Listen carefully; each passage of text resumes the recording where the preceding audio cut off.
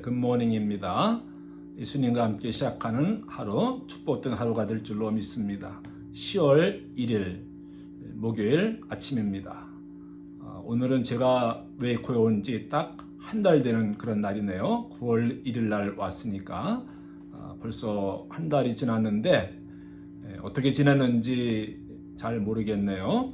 한 달 지났는데도 또 여러분들과는 대부분 또 얼굴과 얼굴로는 만나보지 못했고 아직까지도 제 자리가 잘 잡히지 않은 것 같아서 좀 부담스러운 것이 없지 않아 있습니다. 어느 분이 저에게 목사님 서두르지 마시고 이제 코로나 광야를 지나고 있는데 그동안에 목회 오랫동안 하셨는데 한 번도 제대로 휴가를 가거나 쉬어본 적이 없을 텐데 휴가다 생각하고 목사님 마음 편하게 푹 쉬세요. 그런 이야기를 해주시더라고요. 그 말씀이 저에게 얼마나 위로가 되고 또 용기가 되었는지 너무 감사합니다. 네. 오늘도 말씀과 함께 하루를 시작하는 하루인데 아침 은혜 받으면 하루가 행복할 줄로 믿습니다. 어제 그저께 골짜기에 관한 메시지를 여러분들에게 보내드렸잖아요. 근데 가만히 생각해 보니까 이 아침부터 좀 이렇게 좀 무거운 이야기를 하는 것이 좋은가, 좀 새 아침인데 힘을 주고 용기를 주고 은혜가 넘치는 그런 메시지를 딜리버리 해야 되는 것이 아닌가, 그런 생각도 들어서 잠시 망설이긴 했습니다만은 우리 인생은 뭐 그동안에 제가 계속 광야 이야기를 해왔는데 또 산에 오르는 것이 아니고 광야를 지나는 것과 더 많이 닮아있다, 그런 이야기 하지 않았습니까? 20대나 30대 때는 인생이 산에 올라가는 것처럼 보입니다. 그렇죠. 목표가 분명합니다. See you at the top. 정상에서 만납시다. 그다음 열심히 미래를 위해서 준비를 해야 되겠죠. 열심히 달려가야 되겠죠. 또 할 수 있는 때니까 또 열심히 해야 되겠습니다. 그래서 좋은 대학도 들어가고 또 대학에 들어간다면 목표가 뭐예요? 잘 졸업하는 것이고 또 그 다음에 목표는 뭡니까? 직장에 들어가는 것이고 그 다음 목표는 뭡니까? 결혼하는 것이고 또 그 다음 목표는 뭡니까? 가정을 갖는 것이고 아이를 갖는 것이고 그 다음 목표는 뭘까요? 또 진급을 한다든가 뭐 이런 것이 되겠죠. 20대 30대 때에는 이렇게 계속 산을 올라가는 그런 삶을 살아가게 됩니다. 목표가 분명하고 그 산을 넘어가야만 되니까.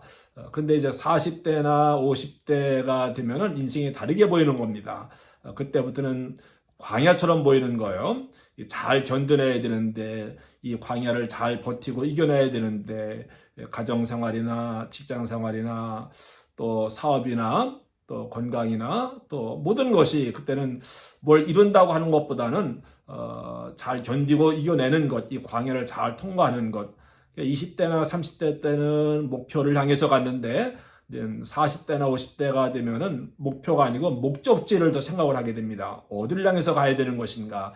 나의 마지막 목적지가 어디인가? 고을이 어디인가? 그래서 이제 그 목적지를 향해서 결국 우리의 목적지는 하나님 나라인데 그곳을 향해서 믿음의 경주를 해가는 것이 천국 나그네, 천국 노마드의 삶을 살아가는 것이 우리의 모습이 아니겠습니까?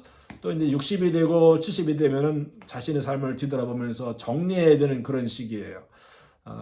이제 그동안에 제가 목회를 하면서도 20대나 그때는 이제 막 목사가 되었을 때니까 30대, 40대 뭐 때 열심히 했겠죠. 제 나름대로는 뭘 이루기 위해서 어떤 목회적인 고울이 있어가지고 그 목회를 좀 교회를 부흥시킨다든가 뭐 이런 거 어떤 교회의 목표가 있잖아요. 교인들이 바라는 것이지 않습니까? 그것을 이루기 위해서 달려왔다고 한다면은 이제 50대 후반 들면서 또 제 나이 60이 막 넘어가면서는 이제 정리하는 그런 때라는 생각이 듭니다. 그래서 교회를 부흥시키고 내가 어떤 큰 일을 하고 뭐 이런 것보다는 내가 하나님 앞에 갔을 때 이제 인생을 정리하게 될 텐데 부끄럽지 않게 서야 될 텐데 이제 그런 부담감이 오는 거예요. 그래서 어떻게 마지막 목회를 해야 될 것인가 이제 그런 생각들을 많이 하게 됩니다. 이게 이제 60대, 이제 70대가 되면은 그렇게 인생을 뒤돌아보면서 이제 회고를 하게 되는 것이잖아요. 제가 아침부터 뭐 그 골짜기에 관한 이야기를 해서 좀 부담이 된다 이야기를 했는데 그러면서 내린 결론은 아니다. 우리 인생이 뭐 광야와 같고 산을 넘어가는 것과 같고 이건 부정할 수 없는 사실인데 또 때로는 깊은 골짜기를 통과해야 될 때도 있지 않습니까? 이걸 뭐 우리가 부인한다고 부정한다고 해서 뭐 골짜기를 지나지 않을 수 있는 것이 아니잖아요. 근데 성경에도 이제 골짜기에 관한 이야기가 참 많이 나오는데 근데 거의 다 골짜기에서 승리한 이야기더라고요.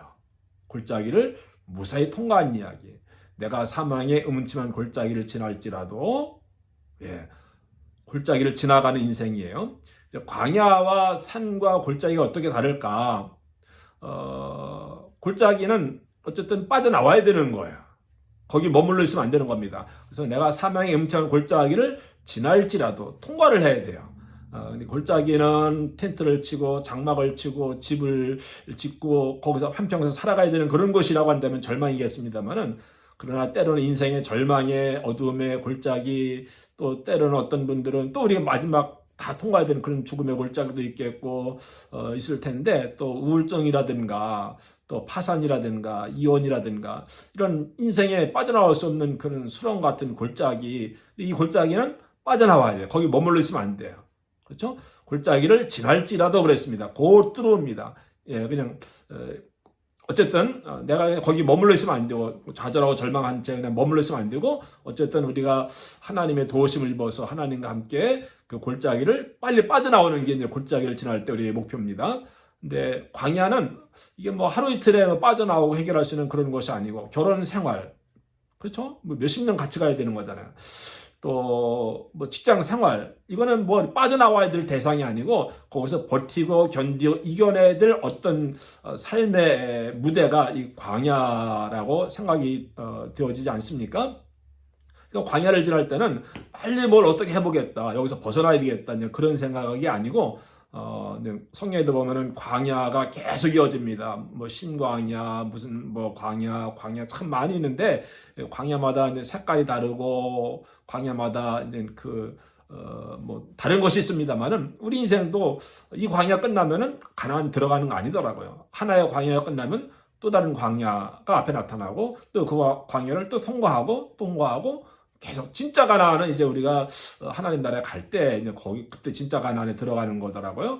그래서 광야는 우리 흔히 훈련받는 장소다라고 생각해 왔었는데 근데 제 책을 읽은 한 독자가 그런 커멘트를 했더라고요. 리플라이 했습니다. 광야는 훈련장이 아니라 삶의 현장이다. 아, 우리 삶 자체가 광야구나. 광야에서는 버티고 견뎌내고 이겨내는 그런 하나님의 은혜가 필요합니다. 서바이벌만 해도 광야에서는 우리가 성공하는 거잖아요. 그래서 광야를 지날 때는 이게 서둘러서 되는 것이 아니고 절대로 낙타는 서두르지 않습니다. 때로는 쉬어가기도 하고 느릿느릿한 걸음으로 계속 하루 종일 지치지 않고 가려면 그렇게 해야 광야를 통과할 수 있는 거예요. 광야 같은 우리 인생인데 광야는 우리가 받아들이고 견디고 이겨내고 그런 은혜를 구해야 되는 장소가 광야라고 한다면 산에 올라갈 때는 어떻게 해야 돼요? 어떤 목표를 이루기 위해서 내가 사업을 시작해야 되겠다. 내가 미국에 가야 되겠다. 내가 학위를 따야 되겠다. 내가 결혼해야 되겠다. 이런 것은 산에 올라가는 것인데 그런 산을 넘어가야 되잖아요. 인생을 살다 보면. 그 산을 넘어가야 됩니다. 목표가 달성돼야 되는 겁니다. 그럴 때는 시편 121편의 말씀이죠. 나의 도움이 어디서 올고 나의 도움이 천지를 지으신 여호와에게서로다. 내가 산을 향하여 눈을 들리라. 저 산을 내가 넘어가야 됩니다. 어떻게 넘어갈까? 우리는 하나님의 도우심을 입어서 그 산을 넘어가야 되는 것이잖아요. 그래서 산을 넘어갈 때는 20대, 30대 때는 하나님의 도우심의 은혜를 구하고 또 이제 40대, 50대 인생의 광야를 지날 때는 하나님의 견딤의 은총 잘 이겨낼 수 있게 해달라고 이 경주를 끝까지 갈 수 있게 해달라고 하는 그런 기도를 해야 되겠고 또 이제 60대가 되면은 정말 그때는 이제 마지막이니까 더 잘 살아야 되겠죠. 네, 그런 것이 우리 인생 산을 잘 넘어가야 되고 광야를 잘 통과해야 되고 근데 요즘은 여러분과 함께 이제 골짜기에 대해서 함께 은혜를 나누고 있는데 골짜기 저도 지금까지 광야에 대해서는 관심이 많았었는데 골짜기는 뭐 그렇게 많이 뭐 그랬었습니다. 근데 이제 뜻하지 않게 이 아침 10분 메시지를 전하면서 골짜기에 대해서 묵상을 하면서 골짜기 빨리 벗어나야 되는 것인데 근데 참 어렵고 힘들잖아요. 어떻게 벗어날 수 있을까? 내가 사망의 음침한 골짜기를 지날지라도 여러분이 지금 어떤 골짜기 들어있든지 간에 그 골짜기에서 벗어나야 되는데 어떻게 벗어날 수 있습니까? 해를 두려워하지 않을 것은 주께서 나와 함께 하심이라. 주께서 나와 함께 하심이라. 목자가 양을 데리고서 어두운 골짜기를 지나가고 있을 때 양들이 두려워하지 않는 것은 그들과 함께 목자가 같이 가기 때문입니다. 목자의 손에 들려있는 지팡이와 막대기를 바라보면서 위로를 얻는 겁니다. 왜? 그 막대기와 지팡이로 지금까지 목자가 자기들을 지켜주는 것을 봤거든요. 그래서 양이 안심하고 두렵긴 하지만은 이 골짜기를 지나갈 수 있는 것은 누가? 목자 되신 하나님이 함께 하시기 때문입니다. 예, 이 우울증의 골짜기, 또 여러 가지 많은 골짜기, 참 벗어나기 힘든 골짜기, 주저앉고 싶은 골짜기, 그 골짜기를 지날 때 하나님이 함께 하시면은 이 골짜기를 지나서 건너편 언덕에는 새로운 초장에 갈 수 있는 것이고, 예, 광야를 지나서 가나안 땅에 들어갈 수 있는 것이고, 왜 나는 이 골짜기에 머물러 있는 것일까? 예, 골짜기는요, 어떻게 보면 또 우리 삶의 현장이더라고요.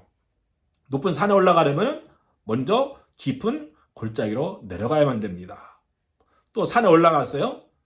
그럼 거기서 계속 삽니까? 다시 내려와야 되더라고. 어디로 내려옵니까? 골짜기로 내려오는 거더라고요. 야, 골짜기가 우리 삶의 현장이에요. 정상이 아니고. 우리는 이제 CU에 뜻다 정상에서 만나봅시다. 성공하는 거 이런 걸 생각하는데 다시 한번 생각해 보니까는 거기보다 더 중요한 것은 우리가 살아가고 있는 것은 산 아래이거든요. 산 위가 아니고 정상이 아니고 이 산 아래에 있는 이 골짜기. 어떤 산을 올라가든지 간에 정상을 정복하려면 골짜기에서 시작을 해야 되고 정상에 올라간 산에는 반드시 다시 산 아래로 골짜기로 내려올 수밖에 없는 것입니다. 샘은 골짜기에 있어요. 정상에 있지 않습니다. 길은 골짜기에 있어요. 정상에 있지 않습니다. 백합화는 골짜기에 피어요. 정상에 피지 않습니다. 그 고은 시인이 쓴 그 꽃이라고 하는 시 아시죠? 그분은 짤막한 시, 뭐 시 같지도 않은 시인데 거기에 깊은 의미가 있어서 울림을 주고 감동을 주는 그런 시인데 이런 겁니다. 내려갈 때 보았네, 올라갈 때 보지 못했던 그 꽃. 정상을 향해서 열심히 올라갑니다. 보이는 것이 없습니다. 정상밖에 없습니다. 보지 못했습니다. 근데 내려올 때 보니까는 길가에 백합화가 아름답게 피어 있는 것입니다. 백합화는 골짜기에 내려와야 볼 수 있는 겁니다. 산 정상에서는 볼 수가 없습니다. 백합화는 골짜기에서만 피기 때문이죠. 인생의 골짜기를 지나갈 때에 그때에만 우리가 은혜의 백합화를 볼 수가 있습니다. 이것이 골짜기를 지날 때 우리가 체험하는 하나님의 은혜가 아니겠습니까? 지날지라도 지나가게 되었습니다. 내가 과연 잘 벗어날 수 있을까? 하나님 함께 하시면 무사하게 잘 지나가게 될 줄로 믿습니다. 할렐루야. 오늘도 승리하시기를 주님의 이름으로 축복합니다.